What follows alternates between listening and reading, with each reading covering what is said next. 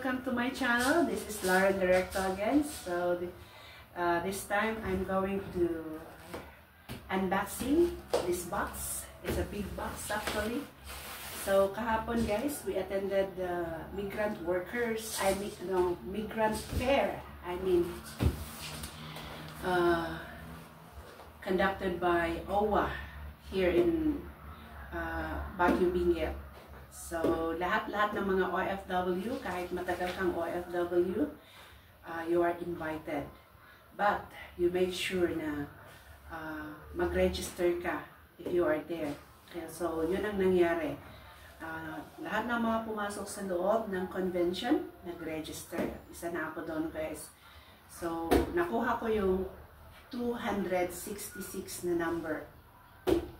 Actually, marami silang mga prices like bigas, groceries, school bag with school supplies, and then they also have mga microwave na hindi lang iisa kundi marami, and then meron din silang mga gas stove, blender, etc. So madami-dami.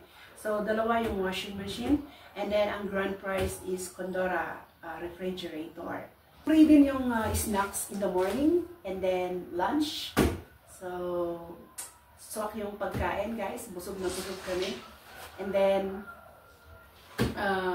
free din yung snacks in the afternoon. And meron din mga free services like general check-up, mga check-up for the breast, and then check-up for the cervix. So, clean up natin lahat yon. And they also have a free x-ray, and meron din silang mga free picture for souvenirs. So kinuha rin natin yan, nagpa-picture din tayo. And then free ID for the PhilHealth. So kinuha ko rin yun, nagpagawa rin ako ng PhilHealth ko. And at the same time, doon ko na rin inasikaso yung SSS ko. So, madami-daming free kahapon. Free ang kape and everything. So, lahat ng nasa loob is free. Pwede ka rin mag-open ng account mo.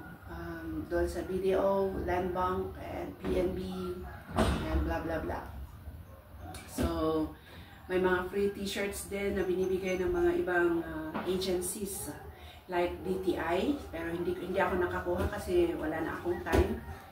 So, now, ang hindi natin inaasahan, sabi ko, kahit na yung anuman lang, ganun na kami. Kahit yung bigas, wala akong bigas. So, sabi ko, wala ata yung number ko dyan, ganun ako.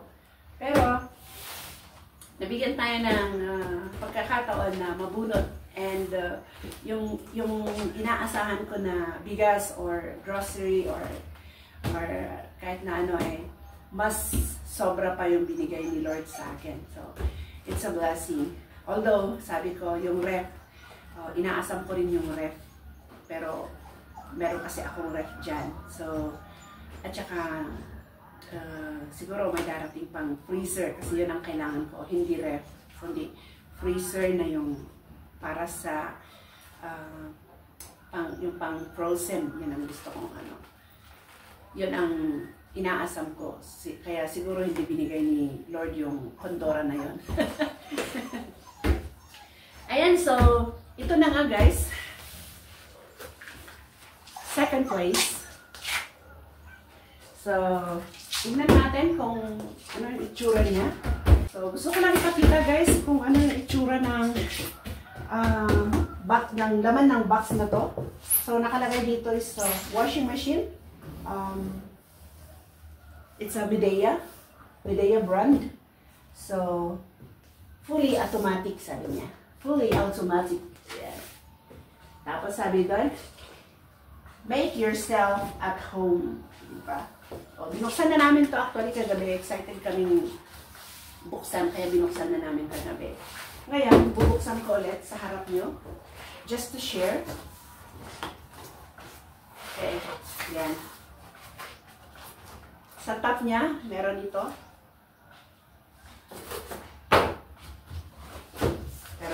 gusto ko buksan na ganito.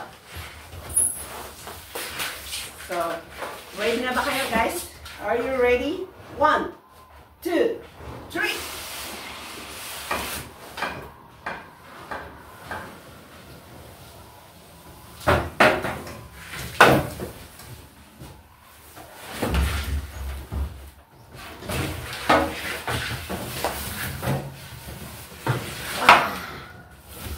So, yung taas ng box, guys, hanggang dito sa ano ko, sa pusod. Hanggang dito sa pusod ko. Ngayon, tanggalin natin yung cellophane. Tcharan! Proud lang ako, guys, kasi blessing. Binigay ni Lord sa akin na libre. Ang binayaran ko lang kahapon yung pinang-taxi ko. Kaya wala akong pera kahapon. 500 lang talaga. Buti na lang binigyan ako ng, meron akong pera para pang taxi. Ayan, so ganito siya, guys. 8.5 kilograms. And then, 1 year part and labor warranty. So, meron siyang 1 year warranty. 10 years motor warranty. Power, andyan lahat, water level, blah, blah, blah, blah, blah, blah, program, soak hygiene, quick soft, normal spin.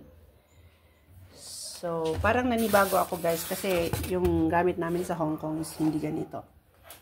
Ayan, so ganito yung loob niya. Malaki-laki rin naman. And then, meron siya dito yung mga hose niya, and blah, blah, blah. Ayan. Andito rin yung manual niya. Okay?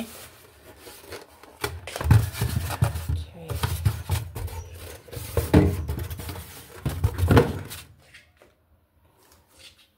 So, ganito siya, guys.